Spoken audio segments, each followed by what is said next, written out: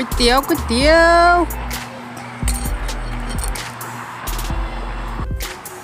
โอ้สบายดีพี่น้องสบายดีพี่น้องมาพี่น้องมากินเฟอน้ำข่อยก๋วยเตี๋ยวเฟอพี่น้องนี่พี่น้องถ้วยบักใหญ่เฮายักษ์เนี่ย เฮายักษ์ถ้วยยักษ์คนตัวพี่น้องเฟอซ่องเนาะแซ่บคือเก่าพี่น้องพักข่อยก็มาพักสวนพี่น้องมาจากสวนข่อยล้วนๆพี่น้องนี่กระตาหนึ่งพี่น้องกระตาหนึ่งบ่แม่นกระตาหนึ่ง2 กระตาสันตัว2 กระตา Let's eat vegetable with me you guys look at this oh lettuce leaf green lettuce พี่น้องมากินน้ำกันcome on join me let's eat vegetable together you guys let me see okay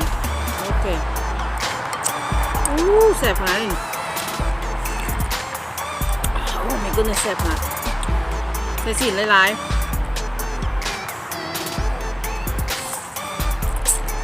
ปลูกผักปลูกหญ้ากินปลูกผักปลูกหญ้ากินเองพี่น้อง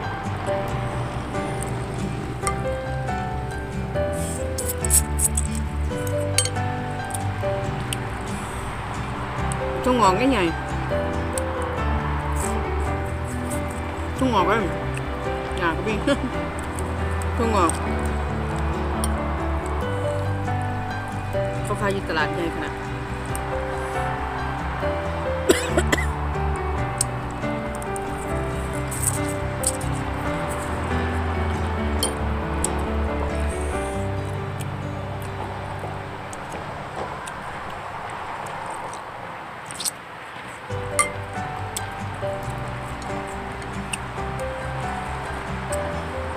ไม่ได้ต้มพักอันนี้แซ่บพักหนึ่งเขากับเฟอแซ่บๆเลยรสชาติมันอยากคือผักกาดสายเนาะ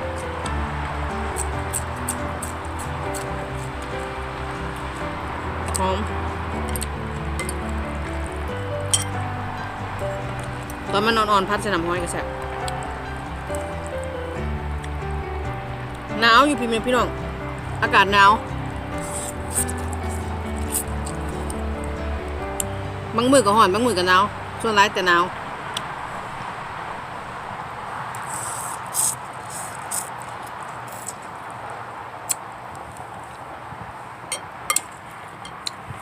กินข้าวอยู่ใต้ต้นเชอรี่กินเฟอเฮ็ดเองเสียบเองเฟอกันนะ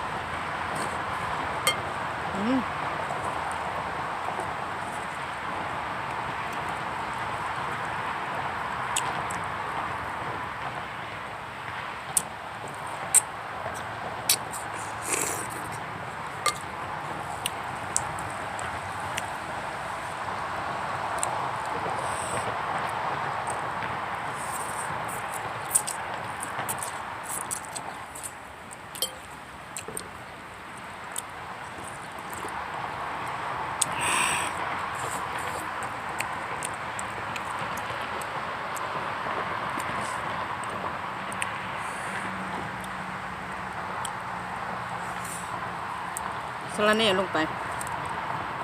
ผักบัวละพาท่านใหญ่พี่น้อง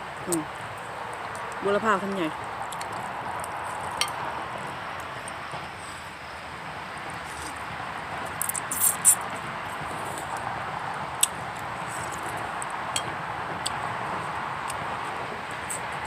ผักสมก่อนผักสมพี่น้องเป็นดอกแล้วเนี่ยผักสมเขาผักสมเป็นดอกกินบัวท่านมันก็เป็นดอกผักสม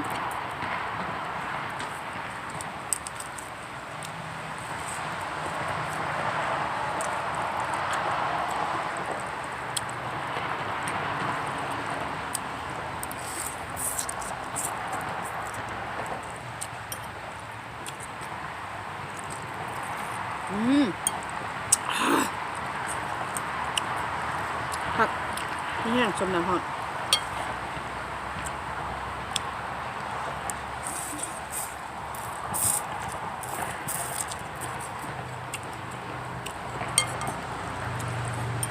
มื้อนี้อาหารเกิดหลายจักสิกินหยังบ่ฮู้มีทอดปลาทอดหมูสปาเกตตี้เนาะแต่ว่าบ่ฮู้สิกินหยังสุดท้ายมาลงตัวโดยกินอันนี้กินเฟอ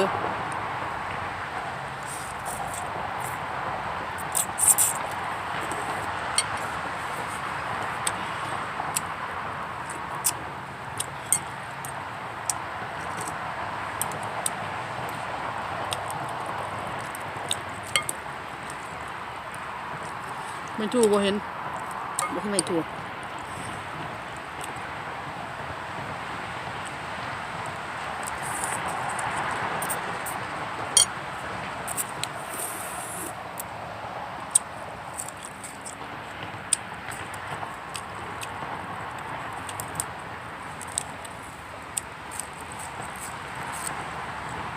บุได้ใส่บางเหย้าเลยบุได้ใส่บางเน่ากินผักสมแทน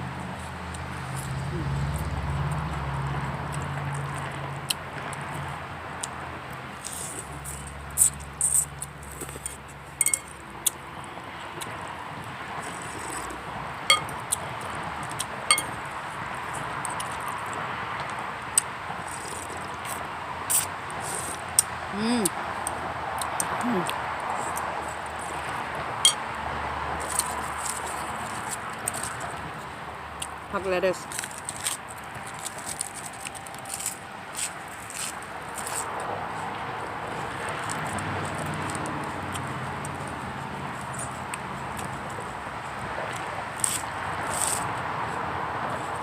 ผักกาดแก้วแซ่บกรอบมันหวาน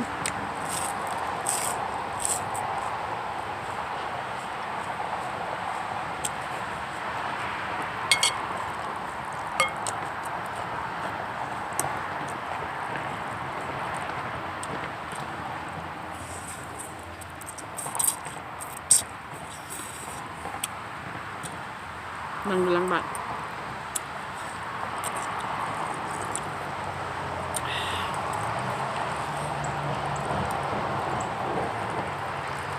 บ้านคอยใกล้ถนนพี่น้องรถแลนกลางแห้งถูกปะ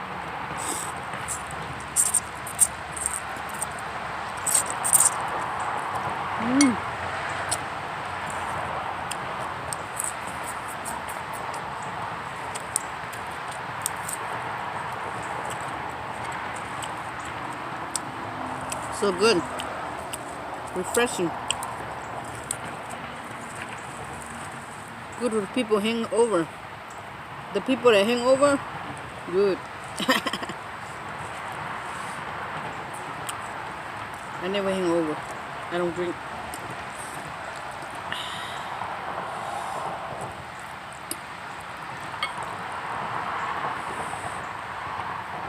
taxi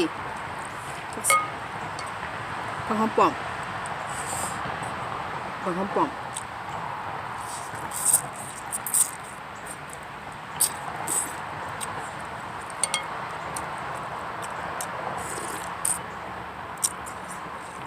หอมหลายแซ่บหลาย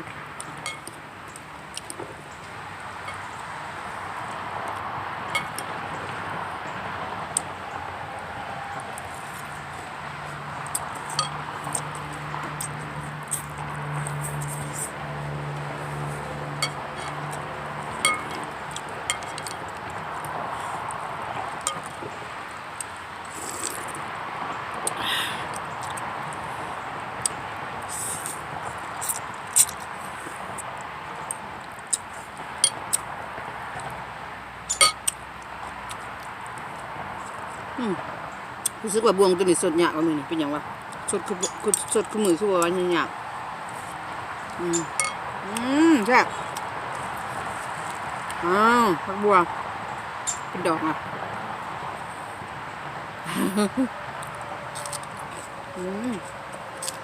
หวาน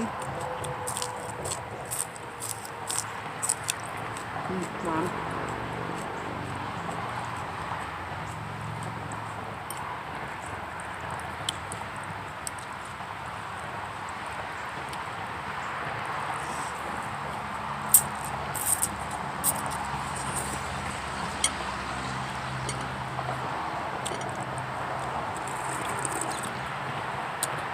หวานขนาด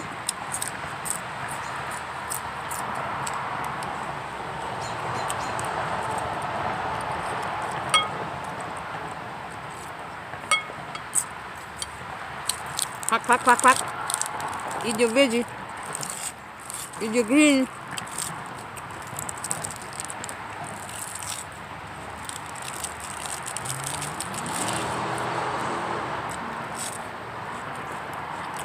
รถแลนด์อันเลย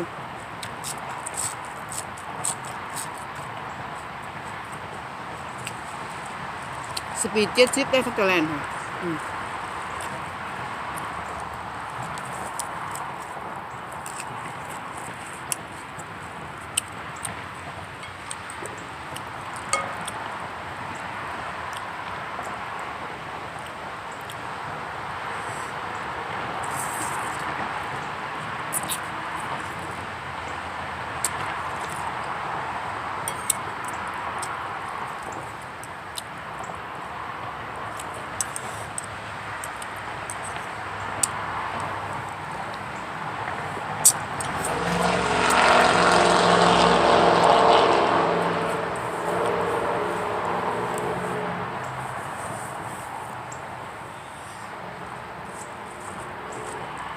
ผักส้มนี่เขากันดีแค่มะนาว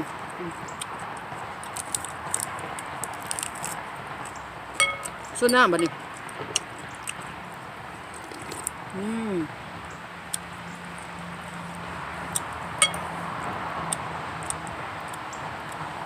แดงเต็มอยู่น้ำเฟอข่อยพอดีแซ่บบ่เผ็ดเกินไปพอดีแซ่บ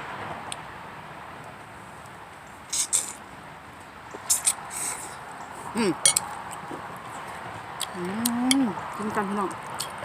ตัวใหญ่ถือเกลือใช่ไหม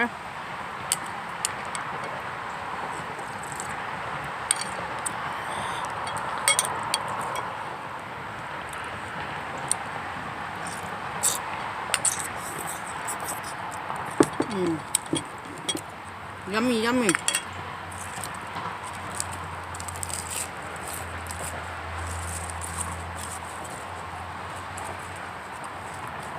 หลังไว้โดนกระเทียมพักเลย